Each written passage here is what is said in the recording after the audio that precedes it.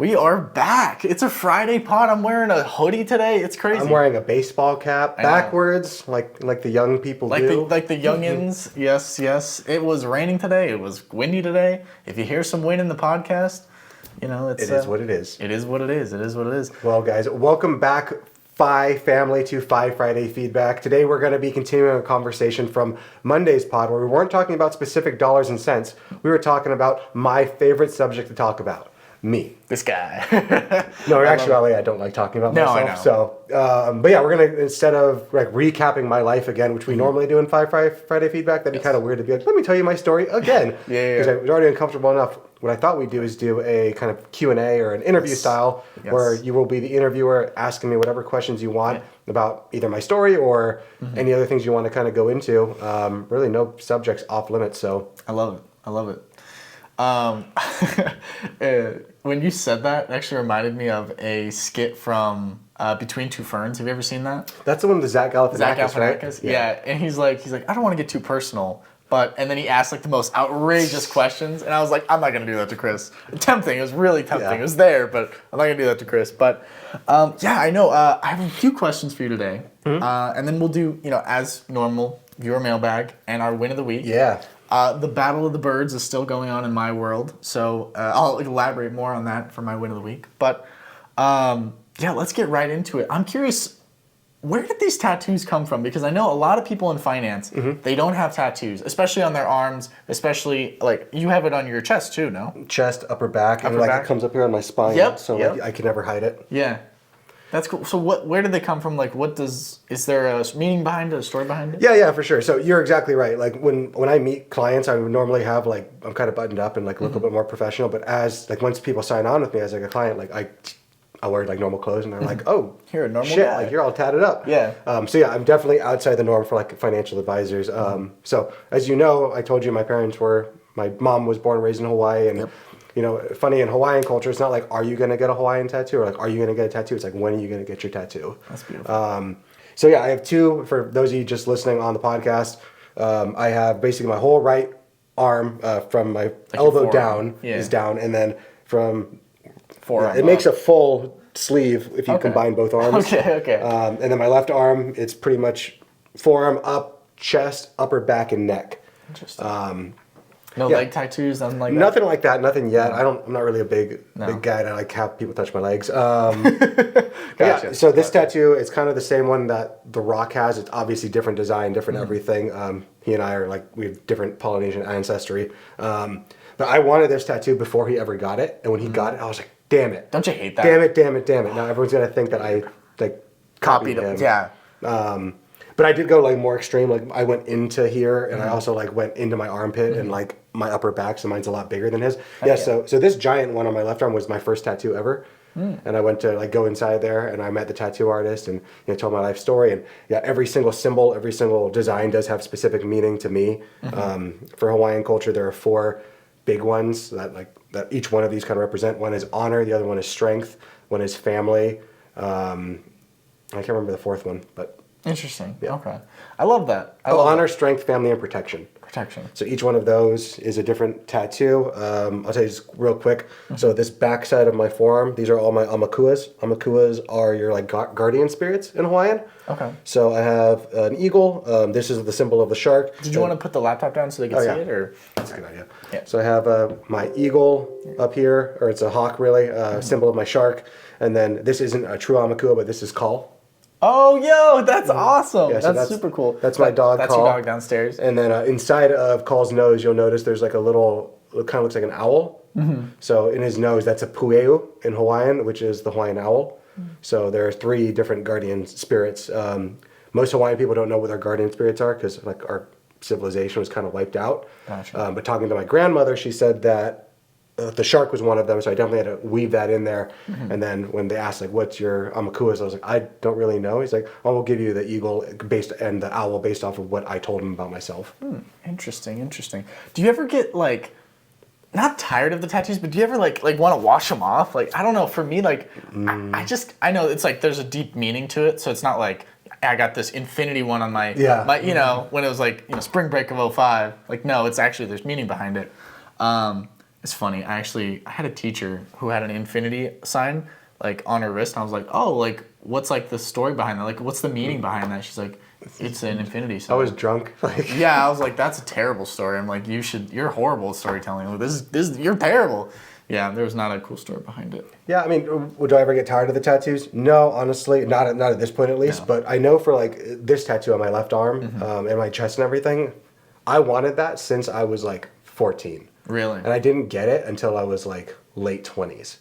So I would suggest to anyone who like wants to get a tattoo, like write down, do I want this tattoo? And then if you still want that same tattoo in a year, go ahead and get it. Like obviously don't wait like 14 years like I did. Yeah. But But also, you probably shouldn't get it if you're still growing.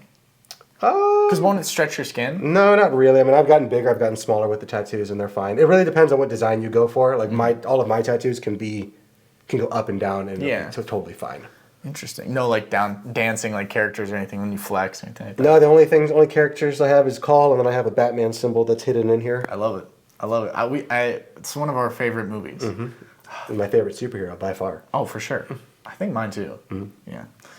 We need to do more movie reviews. Anyway, We're changing the channels. changing the channel. We're not talking about finance anymore. We're talking about Yeah, movies. The phi is for films. Yeah. Excuse me. So one of the things that continues to fascinate me, and one of the things that I absolutely respect about you, is your morning routine and your discipline to continue it. And I know in certain aspects, comparing you to me, it's like I know that it's not easy, and I know you weren't always this person. So could you tell us a little bit about like how you built your morning routine, how you got to that stage, and how do you maintain it? Yeah, I'll tell you, every day it sucks. Like, there is never a day that I've woken up and I'm like, yes, it's 4 a.m. and I'm so excited to go do stuff. But it was really built, I told you my story of like just kind of hating life. And like when I was working at my sales job, I basically I had to leave the house by like 6 a.m. and I wouldn't get back home until like 6 p.m. And by that time, the day was over, and like I wasn't going to go and like go to the gym, I wasn't going to do anything. So like I was getting out of shape, nothing was doing good. So I realized like I need to start building in some discipline. So I started waking up at 4 a.m. back then.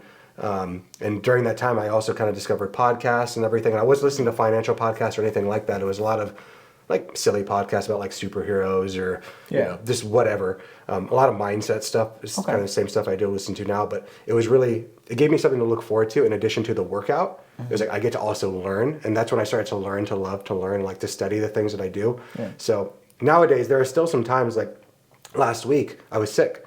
So during that time, like I wasn't waking up at 4 a.m. And this is something I have to still work on with myself is if I don't wake up at 4 a.m. or like between 4 and 5, and like I sleep in till like 7 or 8, when I wake up, I do not feel good about myself. No, you feel like the day is dead, it's ruined, and there's not a single thing that could make it up. Yep, yeah, and it's very, very bad. There's times where I don't even want to get out of bed. And especially when I was dealing with like anxiety and depression, like it ruined me. Yeah. So getting into that routine is always like remember tomorrow, like remember how I'm going to feel later.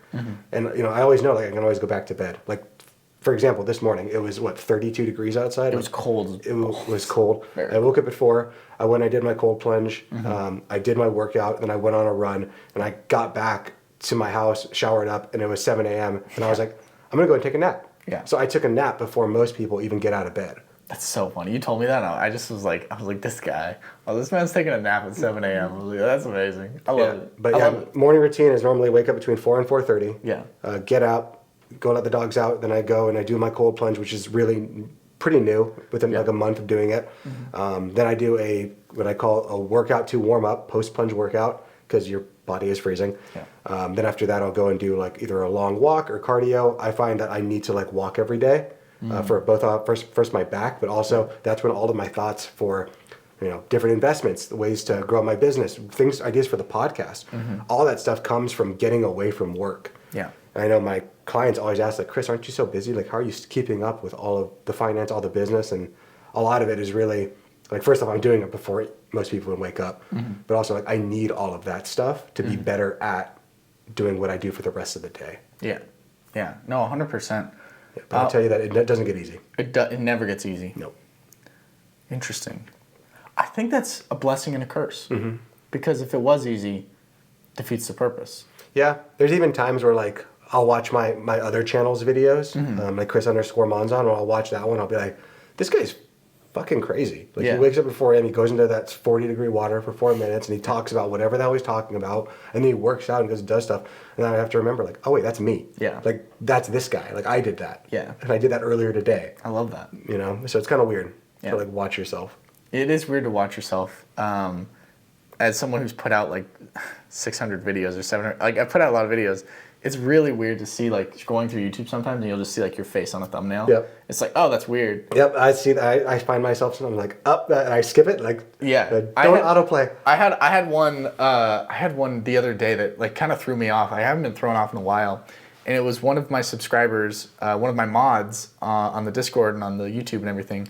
I went to his channel and I think I was live, or I was with I had some people in the call with me and they were watching my screen, and it was a video of a person reviewing his channel, and on his channel was my face, and he had like a video on me. Oh, it's funny. And I was like, oh, this is so bizarre. We're getting like a really meta. Yeah, super meta. I'm super meta. I was like, that's crazy that I'm putting time into watching a video that a person's putting into a video about me. I'm like, this is really weird. Yeah, this is really funny. Getting down the rabbit hole now. Dude, we're down the rabbit hole. But yeah, no, I definitely believe in like looking back at, past videos and being like, wow, I did that. Yeah. I did that. One thing that, not to get, this is a Chris podcast, this ain't a Dom podcast, but one thing that I've actually recently done is kind of like my achievement board, because I asked you a question before the pod, and I was like, what was your biggest professional like achievement? And it's like, it's a tough question. It's a really tough question.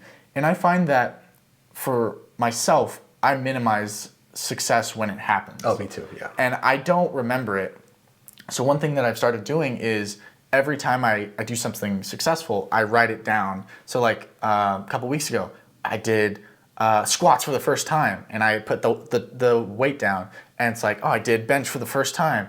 I posted this many videos for the first time. We just hit, 75,000 views on this channel. We just hit, so I'm writing all these achievements. So when those dark times come and we're like, oh, we're just failing, dude. Like everything we're doing is like, it's not going well. I can just like look back and be like, no, dude, like the last like 6 weeks we've been hitting milestone after milestone. Like, yeah, I guess I've never really had to do that. I always just stay like, if I have a process, I'll just stick to the process and like go through the grind. And eventually, if like it truly isn't working, then I'll have to come to that realization and figure it out. But I've never really needed to like look back. But I definitely minimize my stuff and like, oh, it was easy. Yeah. Like I say that all the time. yeah. Like for me, it's just like, it's a good reminder. Cause I know I'm not going to be sad tomorrow. I know I'm going to be happy tomorrow because I'm just a happy person.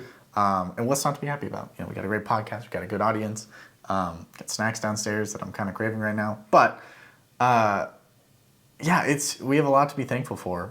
And I know for me, I used to struggle a lot with anxiety, and you used to struggle a lot with anxiety too. How did you get past that? Because I know a lot of people that I talk to in my community, they're still in where we were, in that anxiety-filled realm where it's like the walls are closing in and you feel like you can't breathe. So how do you get out of that? Yeah, so this is something that I still struggle. Like I still struggle with anxiety. I don't think and that's kind of the beauty of it. It's like it never goes away. You never like quote unquote win and like, oh, I've never have to deal with this again. But you learn to get better at it.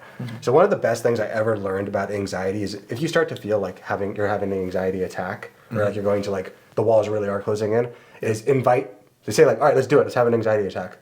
Interesting. And like tell yourself, let's do it right now. Anxiety attack, let's have it. Like can't breathe, let's fucking do it. Yeah. Automatically goes away. Really? So what I found about anxiety is normally, like depression is you're focusing on your past and you're afraid of that. Yep. Anxiety is you're afraid of the future. Yeah. So the only thing that I've found to like squelch anxiety is every day I create a list of 6 things every night before I go to bed. 6 things that I need to do tomorrow. 6 things that are annoying me that I know I need to get done. And then every day I wake up and I prioritize and execute those 6 things. So I talked about it before, but I have 6 things every day plus my vital one thing that every week. So if we kind of just do the math, there's 52 weeks in a year. Yeah. Or 52 weeks times 7 days. I mean, I'm doing 300 and, or not even, I'm doing more than that. How many am I doing? 52 times 7, I mean. Times 365. Yeah, so I'm basically getting 2,190 tasks done a year, plus 52 big tasks. So, quick question. So, I was actually, when you were talking about that, I was thinking about myself. Did you work up to 6 tasks, or was it like out the gate 6? Because like for me, like for me, like, I was thinking about that. And I was like, you know what? There's one thing that I've been wanting to do for a long time that I've been kind of not doing. And I was like, I want to do this every day. And it's like, once that becomes like a habit, and I can add another thing. But these aren't habits. These are more tasks. These are tasks. Okay. The habits, so at first, a task might be something that is now established habit. So it's always been 6 as far as I can remember. But like right now on my like 6, one of the things is post to my personal channel. Yes. I do that every day. Yeah. So that's still on there. After like 60 days or something, after that's a habit, I will no longer have to put that as something to do.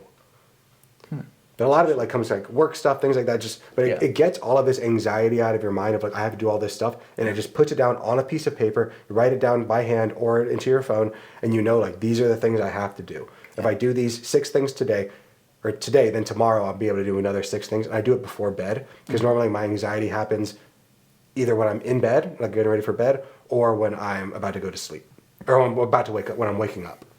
Like knowing that I have to face all these things today. But knowing that like I have this list of things I got to prioritize and execute to get them done helps me a lot. But a lot of my anxiety nowadays comes from like my business and like making sure I'm adding enough value to my clients. That's normally the biggest thing I'm always concerned about. Interesting. So do you find that, I know you talk a lot about Stoicism, Buddhism.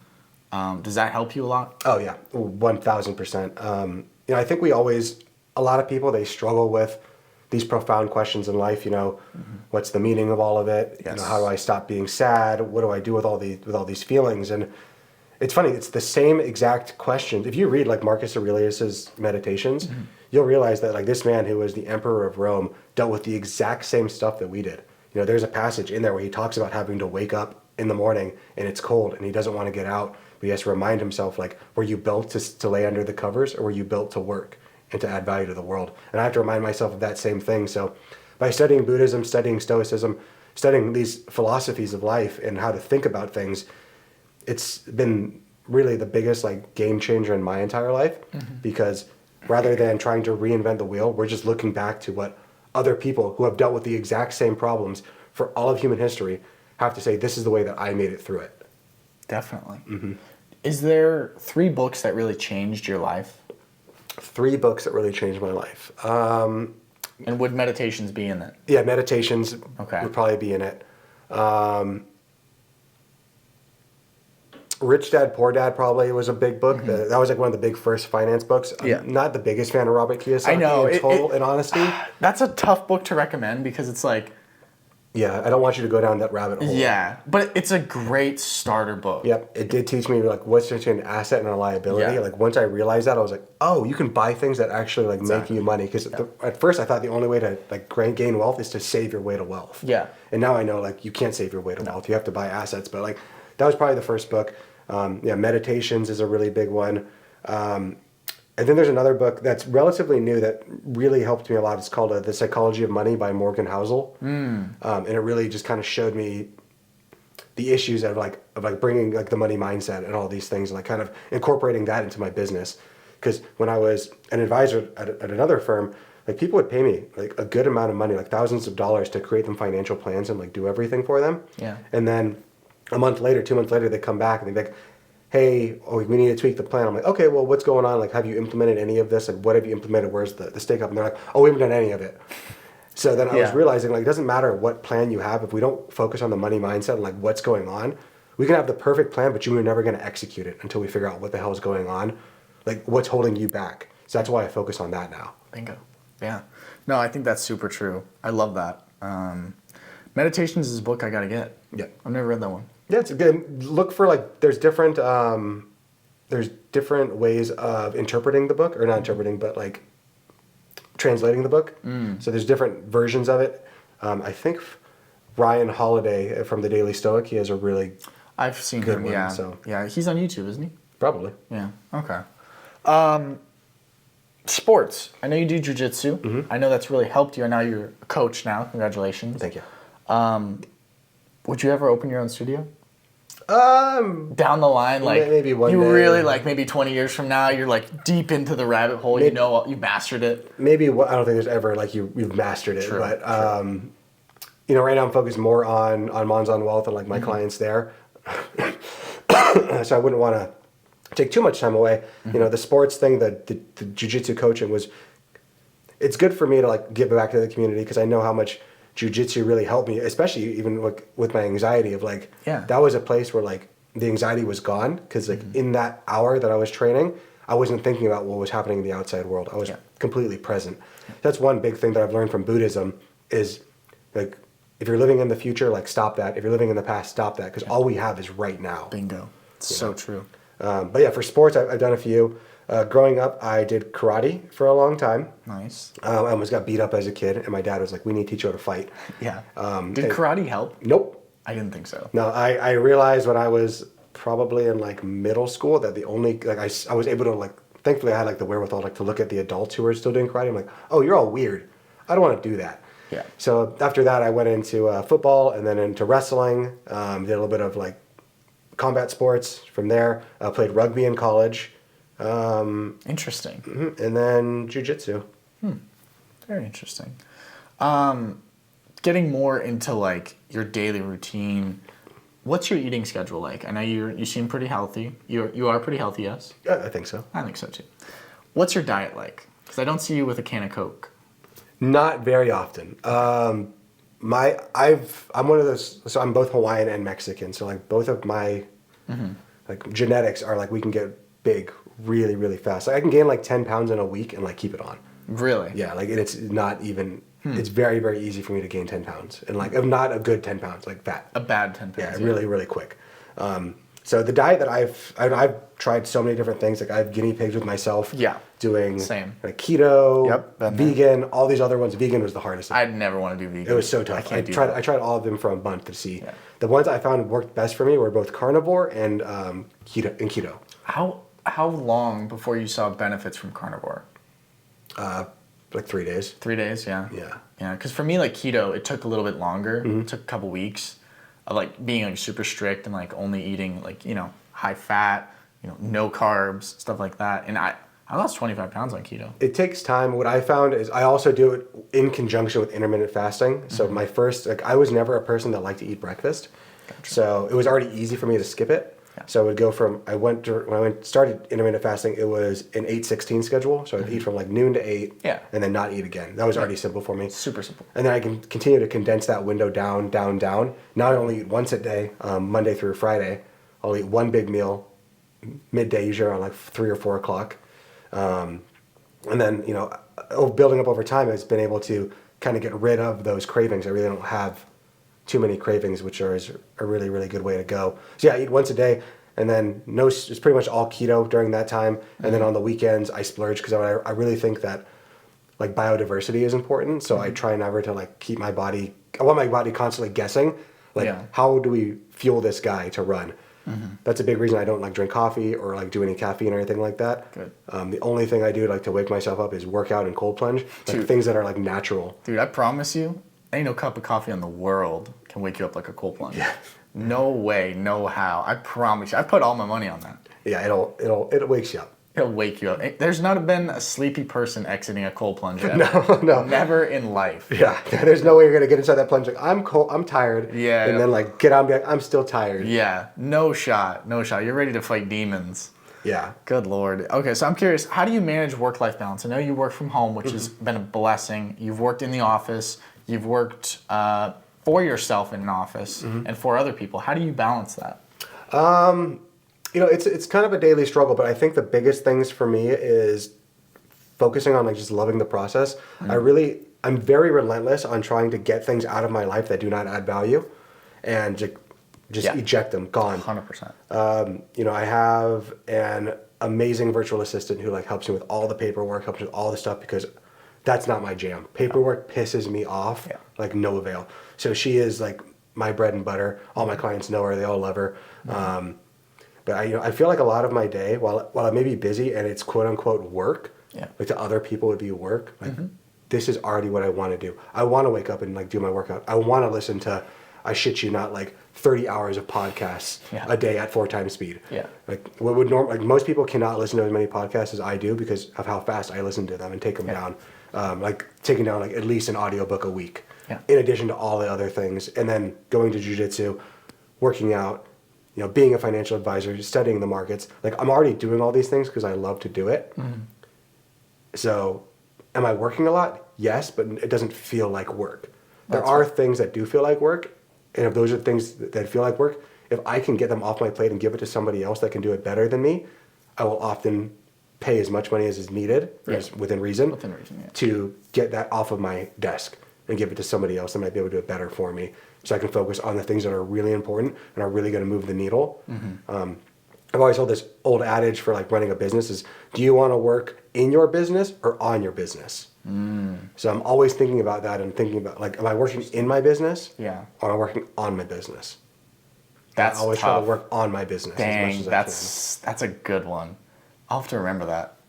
Are you working in your business or on your business? Because that's the job of the leader, right? And like I'm the leader of Monzon Wealth. It's my company. Like, should I be mired on the muck of like, oh, I need to get all these paperwork done, or should I be like pulling my head out, being able to detach from the situation and say like, this is the strategic goal of where I want this company to go for myself, for my family, for my clients.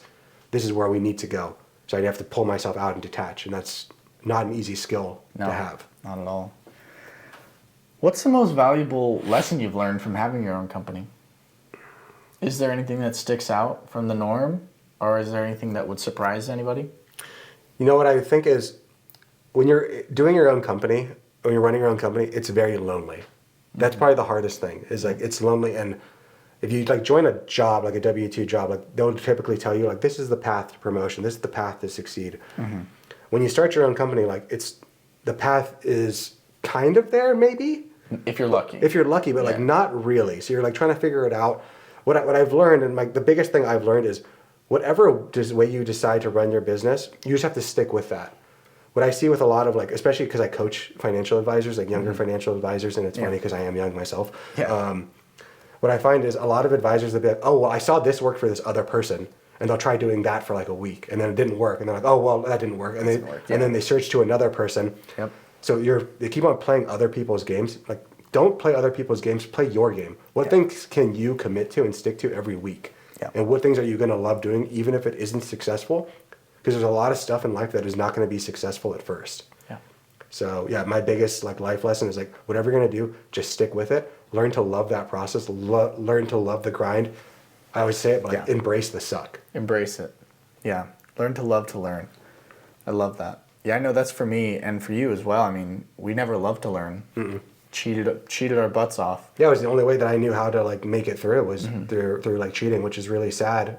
And I think that's one of the biggest issues like the American school system is, you take these young minds who like can like look at a problem and say like, this is the way that I would figure it out, and you say like, no, that's wrong. Even if you get to the same answer. And so many questions in life, there is no right answer. So true. There's so many shades of gray. Speaking to that younger self, knowing what you know now, let's say 18 years old. 18, okay. What would you tell them? Buy Bitcoin. No. Buy Bitcoin when it's a cent, and then sell it at this, and then no. Dude, No. 18 years old in today's era. 18 years old in today's era. The biggest thing that like changed my life was learning to love to learn. So I would tell myself like, learn to love to learn in whatever way works best for you. Like I know I learn best auditorily, so I would tell myself, start exploring as much as you possibly can every day, and try to challenge your beliefs every single day through new modes of thinking. Like I shit you not that I listen to probably 30 podcasts a day, and like varying from like 6-minute podcasts to like 3-hour podcasts. But like for me, an hour-long podcast I can listen to in 15 minutes. So because you have it on 4x. Because I have it on 4x speed, and that took time to build too. Like I started at like 4 and I went to 1.25. I'm like, oh, this is fast. And now like you watch me like watch YouTube, and like if it's not on 2 times speed, I can't watch it. Like, it's true. It kills me. That's why I talk fast too. Like I think that's how people process information, is at my speed. But yeah, just learn to love that process. I would tell myself like, start studying philosophy, because that was something I was never really into. Because once I started studying philosophy and I was able to control my mind, I would have likened it to like waking up in the Matrix. Because for so long, like so many people, they go through life just habitually reacting or just kind of living their life on autopilot. Yeah. The first moment that I was able like to meditate and like at first I remember meditating and being like, this is stupid. There's no point to it. And then when I realized that like when I finally came to the realization of like understanding that every moment like there is like you can be in that moment, be 100% present, kind of like in a flow state, and there is no past, there is no future, it is just right now, and then you're able to kind of determine how you want to react to things. It would be like akin to like taking the red pill. Yeah. You know, and getting pulled out and seeing that you don't have to run your life on autopilot. You can make conscious decisions. Yeah, I think that's super important. That's beautiful. I like that. I think, yeah, do you have any final thoughts on the Chris podcast? No, I mean, I'm glad it's over. No, I'm glad we don't have to talk about me anymore. You know, I think the biggest thing I wanted to get across on this whole podcast is, and the big reason I was afraid to do it is I don't want people to listen to my story and say like, oh, well, he's just trying to complain about like where he came from or anything like that. And I also don't want people to compare themselves against me. You know, I know people have had it worse than me, like, and I've met those people, and I know people have had it better than me. And either way, I don't really care where you are in your life, but like there is someone who has had it worse than you that is doing better than you. Yeah. So don't compare yourself to other people. Compare yourself to who you were the day prior. You know, and just continue to learn, continue to grow, continue to learn to like love that process. Because the biggest thing that I wanted to convey is like you can have a growth mindset. I had a fixed mindset for like the first probably 16 years of my life. I didn't think I can get better, so why even try? Yeah. It wasn't until like I started to learn and see like you can, like for me, I don't think I pick things up faster than most people. I think I pick it up slower. But once I start to pick up and start getting that ball rolling, once that compounding effect starts rolling in the right direction, Definitely. I think I can go much farther than other people because I am willing to. Maybe I'm not smarter than you, but I'm willing to outwork you in so many different modalities of my life. Yeah, there was this quote I heard. It's like, I'm not the brightest candle in the room, but I sure burn the longest. And I love that. Yeah, I love that. Growth mindset is, I think, the biggest thing. And then I think the only belief that matters is that you can get better if you apply yourself. And the only feeling that matters is how you feel about yourself when you're by yourself. True. Yeah, I think learning to be alone with your own thoughts is a very powerful skill because a lot of people can't be alone. Yeah, it's really, really tough. And I've put myself into situations of like silent retreats and stuff like that where it's like just you and your thoughts. And I'll tell you, like, I've trained jiu-jitsu, I've done a bunch of different sports. Yeah. Just sitting alone and meditating and like not talking, just focusing on breathing is by far like the hardest thing. So if you can master that, you can master anything. If you can master your mind, you can master anything. Yeah. That's got to be a Sun Tzu quote there. Maybe. I don't know. Well, with that being said, I appreciate you for taking the risk and putting yourself out there. Thanks, man. I know it's not easy for you. I know you don't like to talk about yourself, and to have basically 2 podcasts dedicated to the man, the myth, the legend. Yeah, just me. Not easy. So I appreciate you. But with that being said, it's time to get back to helping people. Yep, let's get back into the dollars and the cents. Yes, sir. It is 5 Friday feedback, viewer mailbag time. And today we have a letter. Life's financial seesaw. Seesaw. Should I save or should I splurge? Ba-na-na-na-na-na. Oh, should I stay or should I go? Yeah, that's what I was saying. Yeah. I get what you're okay, saying. I'm glad. Gotcha. I'm glad someone caught it. Let's go. All right. Our listener definitely knew. I hope they did. Okay, howdy, Fi Guys. Let's get right into it. Howdy, Fi Guys. My brain's been on non-stop loop lately. I mean, it's a catchy song. I would assume so. Stuck on replaying this money thing. Do I go ham on my 401k and build up a retirement fortress, love that, or YOLO it on avocado toast and epic adventures? It's a lot of toast. That's a lot of toast. That's Not a lot of adventures, though. That's a lot of bread. You can blow your money on adventures. That's true. I mean, everyone says future you deserves a cushy nest egg, but what if future me is 6 feet under and stuck chewing dentures and reminiscing about the missed Bali trip? You're going to Bali soon. I'm going to Bora Bora. Bora Bora, sorry. I expect pictures. Yeah. Anyway. And then I'm going to Japan, but we had to cancel Bali. Damn, that's unfortunate. Anyway, so that was not a flex. That was just putting that out there. Oh, it's amazing what you can achieve with financial freedom. Yeah. Yeah, okay. So picture this.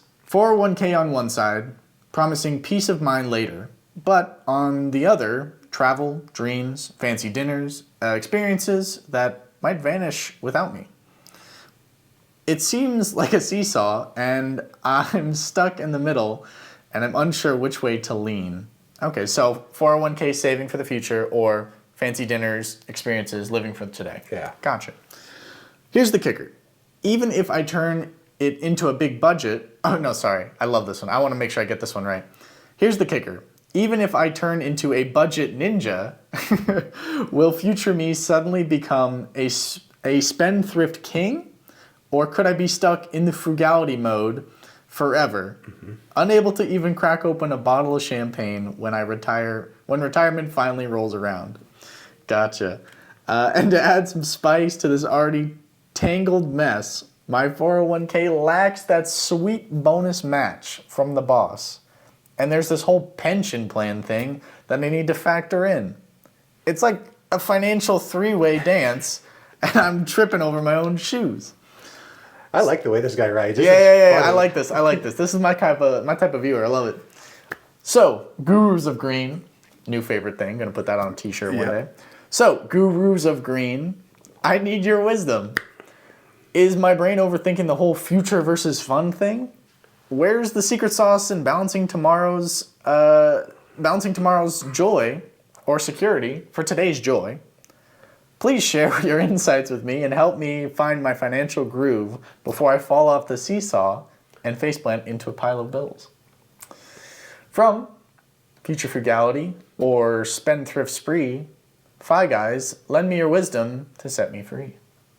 I love that. That was great. That was a fun one. I enjoyed that. I really enjoyed that. I might have to put that on my wall. Yeah. I really like what do you say?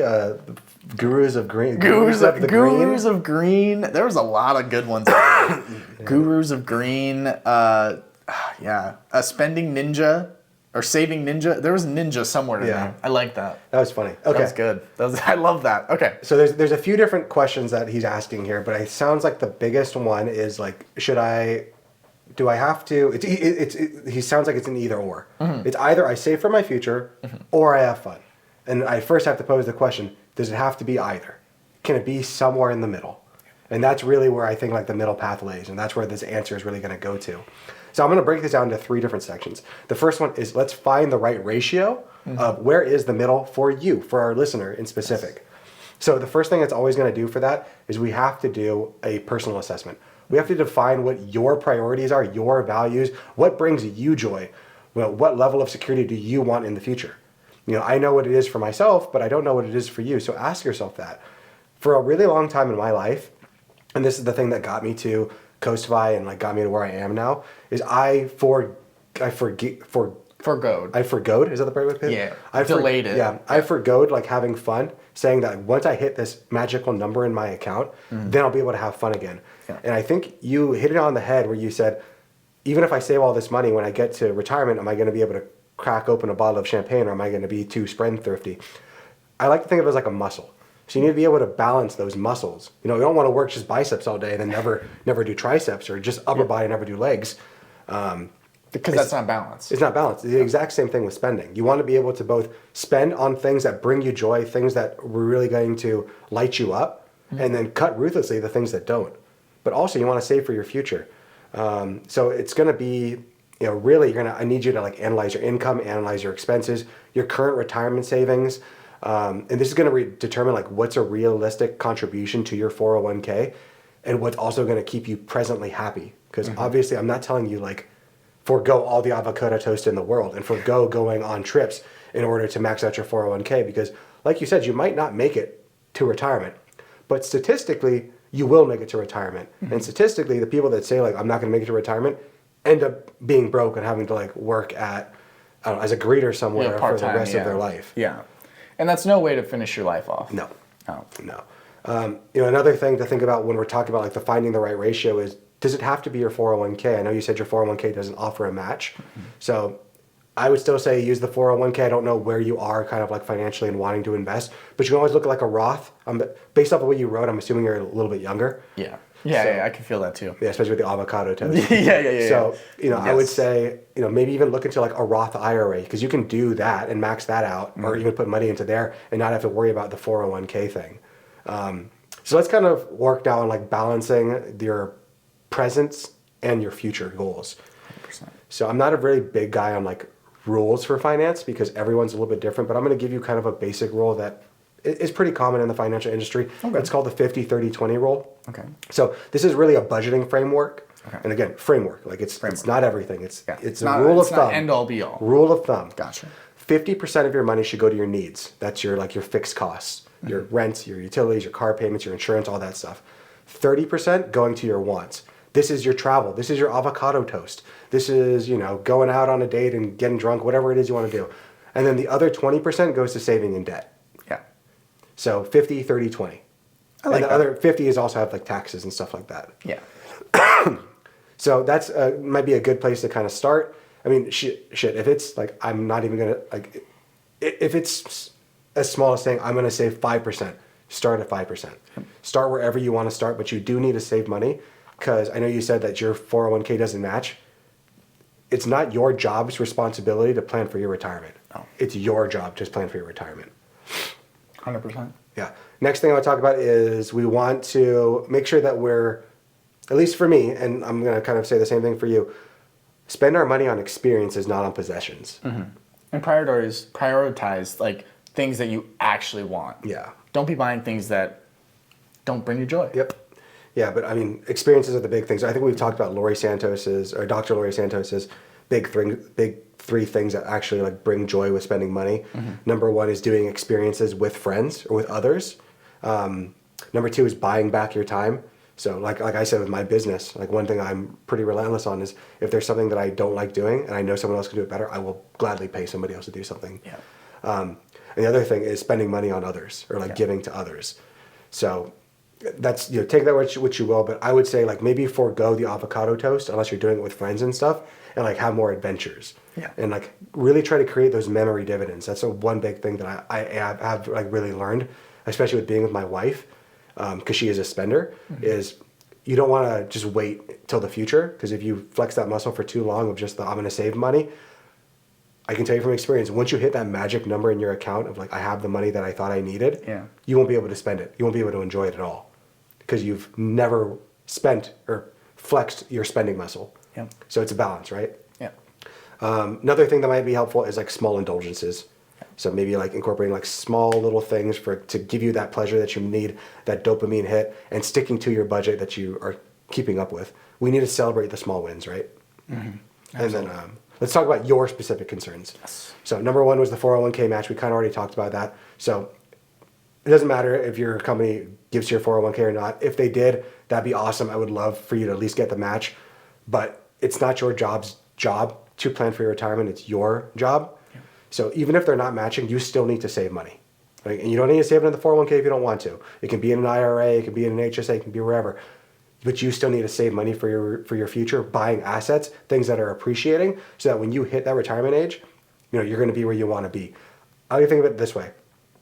If you are 20 years old, every dollar you save is going to be $16 when you hit retirement. If you're 30, it's $8. If you're 40, it's $4. And then if you're 50, it's $2.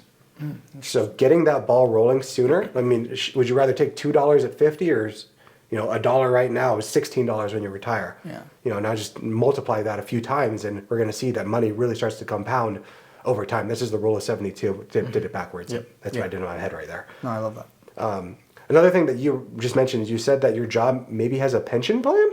Remember he said something about like there's whole like pension a weird pension thing. Yeah, you didn't go too much into detail. So maybe if your job doesn't offer a 401k, they are offering a defined benefit plan, which is a pension.